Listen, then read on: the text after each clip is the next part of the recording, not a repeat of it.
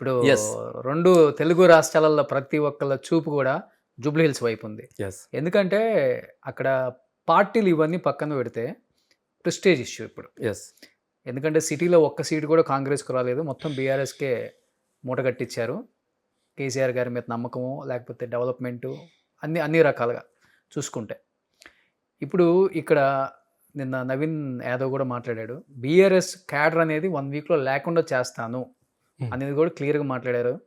And వాళ్ళ నాన్న కూడా మాట్లాడుతున్నారు. నేను నోరు విప్పితే ఇంకొకలాగా ఉంటుంది కేసీఆర్ గురించి. అండ్ కొంతమంది వ్యక్తులు కూడా మాట్లాడుతున్నారు. ఆయన పార్టీ పెట్టినప్పుడు నేనే ఫస్ట్ ప్రచారానికి వెహికల్ ఇచ్చినాను, కవిత పెళ్ళప్పుడు అంటే రకరకాలుగా వినపడుతూనే ఉన్నాయి మనకి. ఏమర్థం అవుతుంది? వాళ్ళేమో 50,000 నుంచి 70,000 మెజార్టీతో పక్క కాంగ్రెస్ జెండా ఎగరబోతుంది, రేవంత్ రెడ్డికి గిఫ్ట్గా ఇవ్వబోతున్నాం జూబ్లీ హిల్స్ అంటున్నారు. సో మీ పార్టీ వాళ్ళు ఇంతవరకు ఇంకా ప్రచారంలోకి అనుకునే పెద్దవాళ్ళు ఇంకా దిగలేదు. ఏం జరగబోతుంది? ఎవరు గెలవబోతున్నారు? అసలు పార్టీ ఎజెండా ఏంటి? మేము 100% జూబ్లీ హిల్స్లో బీఆర్ఎస్ జెండా మళ్ళీ ఎగురుతుంది. మీకు ఇది రాసి పెట్టుకోరి. నవీన్ యాదవ్ అనే వ్యక్తి గెలవక ముందే ఎవరిని లేకుండా చేస్తా అన్నాడు. ఎవరిని? నాయకులనే. రేపు గెలిస్తే ప్రజలను ఉండనిస్తాడా, బతకనిస్తాడా? మీరు ఒకటి ఆలోచించండి. 2 పాపం తమ్మునికి తెలియలేదు నవీన్కు. నేను కూడా చిన్నప్పటి నుంచి నాకు నవీన్ తెలుసు, త్రిశాలం అన్న తెలుసు. నేను కూడా చాలా సందర్భాలలో వాళ్ళ ఇంటికాడ కూర్చున్నాము, మాట్లాడినాము. అన్న కూడా నా దగ్గరికి చాలాసార్లు వచ్చిండు. ఇక్కడ కూడా వచ్చిండు, ఆఫీస్ కూడా వచ్చిండు శ్రీశైలం అన్న.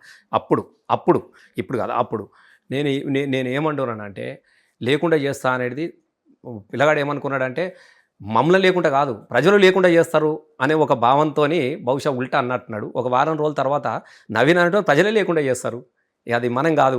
గీ రౌడీజాలు, గీ కొట్లాటలకు బీఆర్ఎస్ భయపడుతుందా? తెలంగాణ రాష్ట్రం కోసము చావును ముద్దాడినటువంటి వ్యక్తులు, చావుకి ఎదురెళ్ళిన వ్యక్తులు తెలంగాణ రాష్ట్రాన్ని సాధించుకున్నారు. మస్తు మందిని చూసినాం. గీ బెదిరింపులకు ఇలా ప్రజలు చాలా బాధపడతా ఉన్నారు. ఏమో గిట్లాంటి వారికి ఓటేస్తే గాలనే పట్టుకొని గట్లా అన్నాడు. రేపు పొద్దుగాల మా పరిస్థితులు మనం బతకనిస్తాడా అన్నారు. ఆయన నామినేషన్ వేసినప్పుడు చూడలేదా ఎట్లాంటి వాళ్ళు ఉన్నారో మొత్తం? నువ్వు చూసినావు కదా మొత్తం. అదే గబ్బర్ సింగ్ సినిమా ఏదో వస్తాయి కదా, అందరు గుండా రౌడీలో అంటే నేను చెప్తాను గబ్బర్ సింగ్ అనుకుంటా. మొత్తం సేమ్ ఆ బ్యాచ్ అంతా దిగింది, గబ్బర్ సింగ్ బ్యాచ్ దిగింది అక్కడ గబ్బర్ సింగ్ బ్యాచ్ దిగింది. గట్లాంటి వాళ్ళు ఆయన కథ. కాబట్టి ప్రజలు కూడా గమనిస్తారు. చదువుకున్న వాళ్ళు, విఘ్నులు, జూబ్లీ హిల్స్లో అనామాకులు ఉండేటిదా? మంచిగా ఉన్నోళ్ళు కదా, అందరూ ఉన్నారు. పెద్దోని నుంచి పేదోని దాకా ఉన్నారు. ప్రతి వాళ్ళకి తెలుసు ఎవరు ఎట్లాంటి వాళ్ళు. కాబట్టి అభద్రతతోని ఓడిపోతున్నామన్నటువంటి అక్కస్తో మాట్లాడినటువంటి మాటలు, ఇంకోటి రౌడీజానికి, గుండాయిజానికి ప్రజలు భయపడరు. మీరు అది కూడా రాసి పెట్టుకోండి. రౌడీజానికి, గుండాయిజానికి భయపడడు. నవీన్ చిన్నోడు, తెలుసుకోవాలి, విఘ్నతతో ఉండాలి, లీడర్షిప్ మార్చుకోవాలి. ఏమున్నది? ఎక్కడున్నది? ఏం చేసిన మంచి వ్యక్తి అంటారు. నేను అడుగుతున్నప్పుడు ఏం చేస్తే మంచి? మొన్నటిదాకా ఎంఐఎం నుంచి పోటీ చేసిండ్రు. గతంలో కాంగ్రెస్ కాదు కదా, ఎంఐఎం నుంచి పోటీ చేసిండ్రు. ఇప్పుడు మళ్ళీ వచ్చి కాంగ్రెస్ నుంచి చేస్తున్నాడు. ఇప్పుడు దీనమ్మ అంటాడు, ఇది ఓడిపోగానే దానమ్మ అంటాడు. ఇప్పుడు నేను చెప్తున్నా ఏంటంటే పార్టీల అవకాశాల కోసం వచ్చేసి ఇదే ఆహా ఊహా అంటే ఐఐటి కాదు కదా. ఇప్పుడు దానికి తోడు రేవంత్ రెడ్డి గారు మన సభ పెట్టిండు సినిమాలదని. ఎవరు వచ్చారు? జూనియర్ ఆర్టిస్టులను తీసుకొచ్చారు. వాళ్ళు కూడా ఎంతమంది వచ్చారు తెలిసిపోయింది కదా. ఆయన సభ తెలిసిపోయింది. రేవంత్ రెడ్డికి ఎందుకు ఓటేస్తారు రోషన్? నాకు చెప్పు. నువ్వేం చేసినావు అని చెప్తారు హైదరాబాద్లో. నీ కంట్రిబ్యూషన్ ఏంది హైదరాబాద్లో? నువ్వేం చేసినావు ఒక్కటి చెప్పు. హైదరాబాద్లో భూములు నమ్మడమే తప్ప, హైదరాబాద్లో ఇప్పటి వరకల్లా నువ్వు చేసిన అభివృద్ధి అంటే భూములు నమ్ముకోవడమే తప్ప నువ్వు ఒక్క పని చెప్పు నాకు. సింగిల్ 2 సంవత్సరాల కాలంలో నువ్వు చేసిన ఒక్క సింగిల్ పని చెప్పు నాకు. హైడ్రా తీసుకొచ్చారు కదా. ఎస్, అదే కదా హైడ్రా తీసుకొచ్చినాడు బ్రహ్మాండంగా. చూస్తున్నావు కదా హైడ్రా ఉంది. బడాబాబుల ఇళ్లకు హైదరాబాద్ ఏం పూడికలు ఎక్కడ తీయాలి? పొంగులేటి ఇల్లు ఊలబెట్టి పూడిక తీయవా? అసోద్దీన్ పేరు పెట్టుకొని పెడతావా? బుల్డోజర్ పంపిస్తావా? వీళ్ళకి పంపిస్తావా? ఇలా ఇప్పుడు రేవంత్ రెడ్డి తమ్ముందే ఉన్నది కాదు ఇక్కడ. ఇల్లు నంబర్ వేసారు కదా, మరి తీసిరా తిరుపతి రెడ్డిది? పెద్దోళ్ళ దగ్గరికి ఓడు. పేదోని ఇల్లు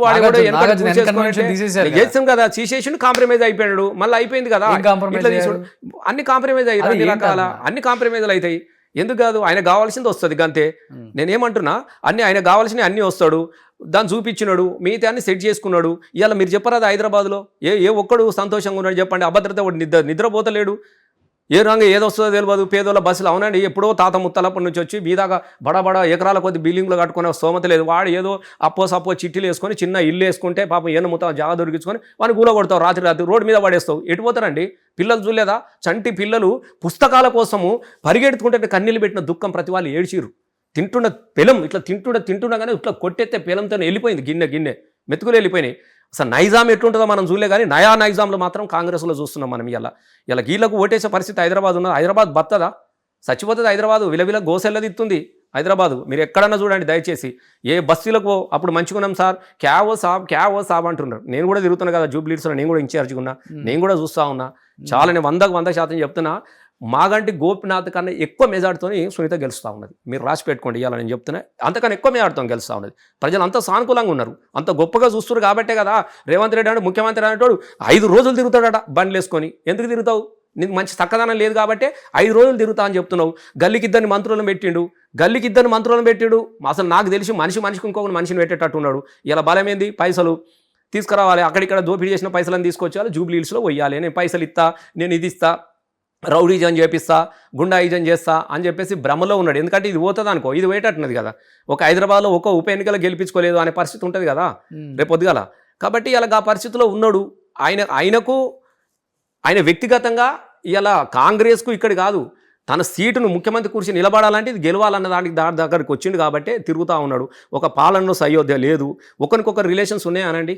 ఒకరికొక పొద్దుగాలు అయితే ఈ మంత్రి దానిలో ఆయన పెడతాడు, ఆయన దానిలో ఈయన పెడతాడు. పొద్దుగాలు గివ్వే కొట్లాటలు తప్ప, ఈ మంత్రుల కొట్లాటలు తప్ప ప్రజల గురించి ఆలోచించి క్యాబినెట్ నిర్ణయం తీసుకున్న పరిస్థితి ఇక్కడ ఉందా?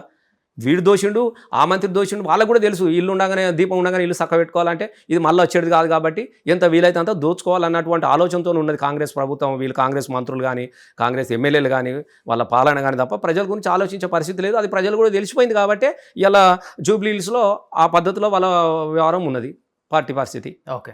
సుమన్ టీవీలో మీ పర్సనల్ అండ్ బిజినెస్ ప్రమోషన్స్ కోసం కింది నెంబర్కి కాంటాక్ట్ చేయండి.